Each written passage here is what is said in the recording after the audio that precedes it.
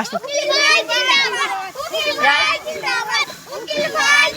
এটা হাত দেখে দিই টিকিটটা আমাকে লিখতে হবে। ক্যান্টিন কে আসেন স্যার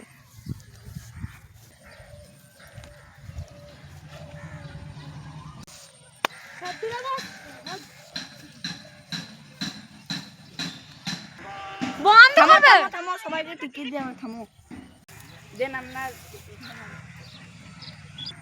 বলেন আপনার নাম কি আমার নাম নূর হোসেন মুখার্জি।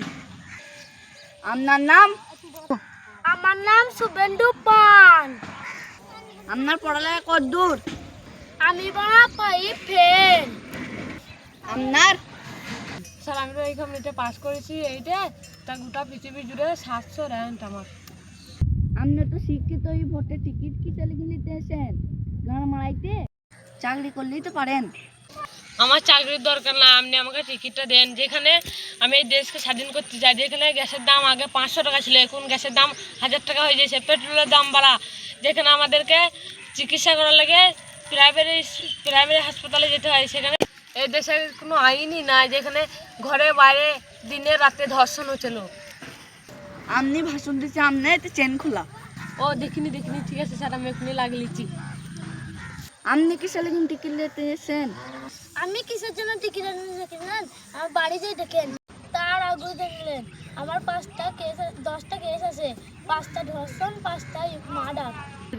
আমি গরিবের পয়সা না গান মেরে খাই, আমি 10টা স্কুলে গান মেরে খাই। আপনি বলেন এবার টিকিট দিবেন না আমি দেবো না কাকে দেবো না দাঁড়ান এইলেন এই বছর গান মেরে খাবো। আরে মশাই, আপনি আবার ওই গুন্ডার হাতে টিকিটটা তুলে দিলেন। আরে মশাই আপনার মতন শিক্ষিত ছেলে টিকিট দিয়ে করবো, তাইলেই তো ব্যবসাটা গুটিয়ে হবে। আপনার মতন শিক্ষিত ছেলেকে টিকিটটা দিই মানুষকে বোকা বানাইতে পারবো না, হিন্দু মুসলমান মারামারিও করতে পারবো না। মানুষ বোকা বলেই তো এসব করে। আপনি তো শিক্ষিত ছেলে না, সামনে সবাইকে শিক্ষিত করে দিবেন। এখনকার ছেলে পেলে শিক্ষিত হলেই নেতার কপালে কষ্ট। আপনাকে টিকিট দিতে হবে না, সরি চলে যান।